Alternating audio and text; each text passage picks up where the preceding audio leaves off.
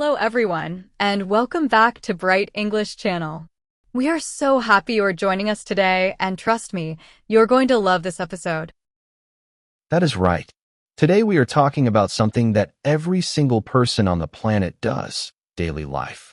And we are going to show you how to describe it all in natural, everyday English. By the end of this episode, you will know how to talk about your morning, your workday, your free time, your evening, your hobbies, your pets, all of it. In real, natural English that you can use immediately. So grab your coffee, get comfortable, and let us get into it. This is going to be a great one. Okay, Jake, let us start at the very beginning of the day. Tell me, what does a typical morning look like for you? Well, I am definitely not a morning person. My alarm goes off at 7, but I usually hit snooze at least once before I actually get up. Hit snooze, I love that. So your alarm makes a sound, and instead of getting up, you press a button to make it stop for a few more minutes. That is hitting snooze. Exactly. And I am not proud of it, but yes, I do it almost every day. What about you, Emma? Are you a morning person? Huh. I wish. Actually, I am the same. But once I am up, I feel much better. The first thing I do is brush my teeth and splash some cold water on my face. Splash cold water. That is a great expression. To splash something means to throw a little liquid quickly. So splash cold water on your face means you quickly put cold water on your face to wake yourself up. Yes, it wakes you up instantly. And then I get dressed. I always pick out my clothes the night before to save time in the morning. Oh, that is a smart habit. Pick out means to choose or select something. So pick out your clothes means to choose what you are going to wear before you actually put them on. Exactly. It saves so much time. And then I make breakfast. Do you eat breakfast, Jake? Most days I do, yes. I try to have something light, maybe some toast and fruit. I am not really hungry first thing in the morning, so I keep it simple. First thing in the morning, that is a great phrase. It means at the very start of the day, before you do anything else. Like, the first thing in the morning, I make coffee. Perfect use of that phrase. And speaking of coffee, that is honestly the most important part of my morning. I cannot function without my morning coffee. I know, right? Function means to work properly. So when Jake says he cannot function without coffee, he means his brain does not work well until he has that first cup. Huh, that is very accurate.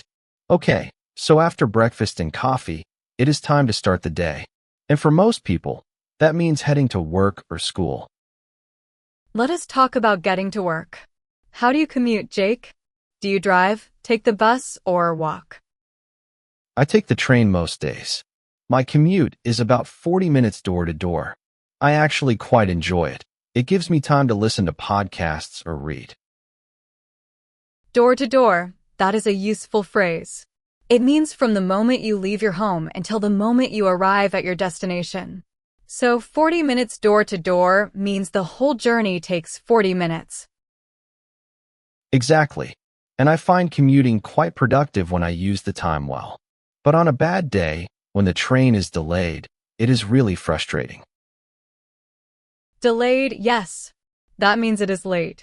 The train was supposed to arrive at 8:15, but it arrives at 8:40. It is delayed.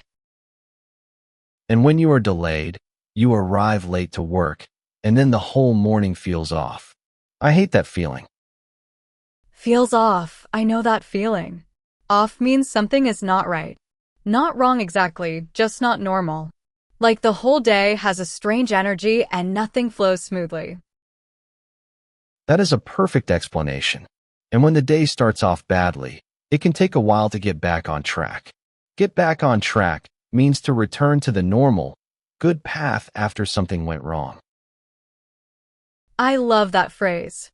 Like a train that comes off the rails and then goes back onto them. Get back on track. So useful in daily conversation. All right, so now we are at work. Let us talk about the working day. What does a typical day at work or school look like for you? Well, I usually start by checking my emails and making a to-do list. I like to plan out my day so I know exactly what I need to accomplish. Accomplish, great word. To accomplish something means to successfully finish it. It is a bit stronger than just finish. You accomplish a goal, you accomplish a task. It has a sense of achievement. Yes.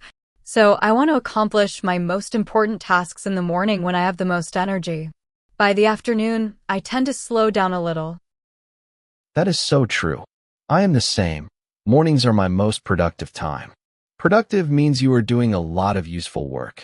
A productive morning means you finish many things and feel good about it. Productive, yes. And the opposite is unproductive. When you sit at your desk but cannot focus, you check social media, you do nothing useful, that is an unproductive day. We have all had those. And speaking of focusing, do you have any strategies for staying focused when you are tired or distracted? Yes, I use the technique of working in blocks. I work for 25 minutes without stopping, then take a 5-minute break. It really helps me stay on track. Oh, that sounds like the Pomodoro technique. I have heard of that. And those short breaks are really important. They let your brain recharge before the next block of work. Recharge, yes. Like charging your phone when the battery is low.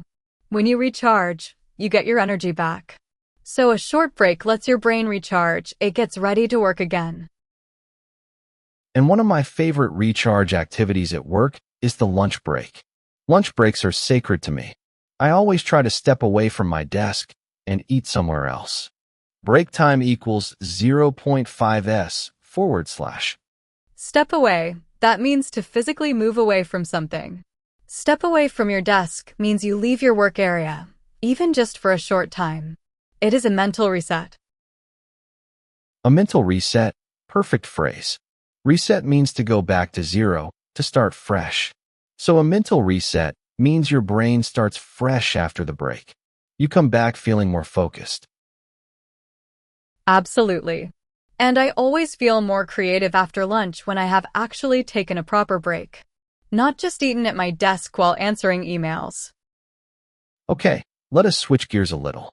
The original video talks about pets, and I think this is such a fun topic. Do you have any pets, Emma? I do. I have a cat. Her name is Luna, and she is absolutely my favorite part of coming home every day. The moment I open the door, she runs to me. Oh, that is adorable. Adorable means extremely cute, lovable, sweet. Usually used for animals or small children. You say, "That puppy is adorable," or "What an adorable little cat." Huh. Luna would agree. She thinks she is very adorable. What about you, Jake? Do you have any pets? I have a dog, a big golden retriever named Max. And honestly, having Max has completely changed my daily routine. I have to walk him twice a day no matter what. No matter what, I love that phrase. It means regardless of the situation. No excuses, no exceptions. So Jake walks Max no matter what, rain, cold, tired, he still does it. Exactly. And honestly, it is one of the best things in my life. Those walks force me to go outside and get fresh air every single day, even on days when I really do not feel like it. Do not feel like it. That phrase is so natural and so common. It means you do not want to do something in that moment. Like, I do not feel like cooking tonight. I do not feel like going to the gym. Yes, and despite not feeling like it, I go anyway, and I always feel better afterwards. Afterwards means after the event, after the activity. You always feel better afterwards. That is the magic of exercise, right? You never regret it afterwards. Even 5 minutes of movement changes your whole mood. Speaking of mood, let us talk about hobbies and what people do in their free time, because this is a huge part of daily life that does not get talked about enough. I completely agree. Free time is so important for our well-being. Well-being means how good or bad you feel, physically and mentally. When you have good well-being, you feel happy, healthy, and balanced. And protecting your free time, making sure you actually have some, is a real skill. A lot of people are so busy that free time just disappears. That is so true. So, what do you do in your free time, Jake? I am really into cooking. I find it incredibly relaxing to just stand in the kitchen, try a new recipe, and focus on something completely different from work. It clears my head. Clears my head, yes. Clear your head means to stop thinking about stressful things and give your mind a rest. When you clear your head, you feel lighter and calmer. Exactly. And I love experimenting with different cuisines. Last week I tried making Thai food for the first time. It took 2 hours, but it was absolutely worth it. Worth it, great phrase. If something is worth it, it means the effort or time you spent was rewarded. The result was good enough to justify the work. 2 hours of cooking, worth it because the food was delicious. 100% worth it. What about you, Emma? What are your hobbies? I love reading and I have recently got into yoga. I started about 3 months ago and I cannot believe how much it has helped me, both physically and mentally. Got into. That is such a natural phrase. When you get into something, you start enjoying it and doing it regularly. You get into yoga, you get into cooking, you get into hiking. It means a new hobby has become part of your life. Yes, and I love that phrase because it sounds very natural and casual. You would not say I began participating in yoga. You just say I got into yoga. So much more natural. Perfectly said. And it is great that you stuck with it for 3 months. Stick with something means to continue doing it even when it is hard. A lot of people start new hobbies and stop after a week or two. Stick with it, yes. Persistence is so important. And with yoga, the benefits take time to appear. But once they do, once you start feeling more flexible, more calm, more present, it is completely worth it. Now let us move to the evening. The workday is done. The hobbies are done. Now what? How do people wind down at the end of the day? Wind down, I love that phrase. It means to slowly relax after a busy or active period. Like a clock spring slowly unwinding. Your body and mind gradually slow down and prepare for rest. Great definition. And for me, winding down usually involves cooking dinner, since I love it, and then watching something on TV or reading. Nothing too stimulating. Just gentle, calm activities. Stimulating means exciting or energizing, something that makes your brain very active. So before bed, you want low stimulation. Calm, quiet, gentle things that help your body understand that sleep is coming. Exactly. And one thing I have started doing recently is putting my phone away an hour before bed. No scrolling, no news, no social media. Just quiet time. That is such a healthy habit. Scrolling means moving quickly through content on your phone, posts, videos, news. It is very easy to lose track of time when you are scrolling. Lose track of time, yes. That means you stop noticing how much time is passing. You start scrolling at 10 p.m., and suddenly it is midnight, and you have no idea where the time went. That happens to everyone. And it is one of the main reasons people do not sleep well. The phone keeps the brain active when it should be winding down. So putting the phone away is one of the best things you can do for your sleep quality. And sleep quality matters so much. It is not just about how many hours you sleep, but how well you sleep. Absolutely. And the evening routine you build really affects how you sleep and how you feel the next morning. A calm evening leads to a good night's sleep leads to a good morning. Let us zoom out for a moment and think about this from a language perspective. Because daily routines are actually one of the most important topics for English learners. 100%.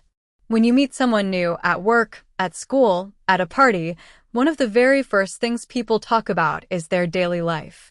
What do you do? How do you spend your time? Spend your time. That phrase is key. To spend time means to use it doing something. You spend time with friends. You spend time on hobbies. Time is like money. You choose where to spend it. I love that comparison. Time is money. And every conversation about daily life is an opportunity to use the vocabulary we have been practicing today: commute, accomplish, recharge, wind down, worth it. And the more you use these words and phrases in real conversations, the more natural they become. They stop being things you have to think about, and they just come out automatically. That is the goal, right? For English to feel automatic. And the topic of daily life is the perfect training ground because it is something you live every single day. Exactly. Your morning routine, your commute, your work, your lunch, your hobbies, your pets, your evening. All of that is material for English conversation. It is already in your life. Now you just need the words. And after today, you have the words. So go use them. Talk to someone about your day. Write it in a journal. Describe it out loud to yourself. Practice makes perfect. Practice makes perfect. That is one of the most famous English proverbs. A proverb is a short, wise saying that people use a lot. And this one means the more you practice something, the better you become at it. And it is completely true for language learning. Every time you describe your day in English, even just to yourself, you are practicing. And every practice session takes you one step closer to fluency. All right, everyone. That was a wonderful conversation. Let us do a quick recap of some of the key words and phrases from today. First, hit snooze. When your alarm goes off and you press a button to delay it for a few more minutes, that is hitting snooze. Most of us do this every morning. Next, accomplish. To accomplish something means to successfully complete it. It has a sense of achievement. I accomplished all my tasks today. I feel great. We also talked about wind down. In the evening, you wind down, you slowly relax, you lower your energy, you prepare your body and mind for sleep. And finally, worth it. If something is worth it, the effort was rewarded. The result was worth the time and energy you put in. 2 hours of cooking? Worth it. 3 months of yoga? 100% worth it. And do not forget, no matter what, get back on track, lose track of time, spend your time, first thing in the morning, do not feel like it, got into, stick with it. So many great phrases today. You did amazingly today, everyone. Seriously, just by listening to this full episode, you have practiced your English for over 15 minutes. That is real progress. That is a real achievement. Be proud of yourself and keep going. Now here is your fun question for the comments today. Describe your ideal morning routine in 3 sentences. What would the perfect start to your day look like? Write it below. We cannot wait to read your answers. Yes, we love reading every single comment. And if you enjoyed today's episode, please give it a like, subscribe to Bright English channel, and share it with a friend who is learning English. We will see you in the next episode. Bye for now.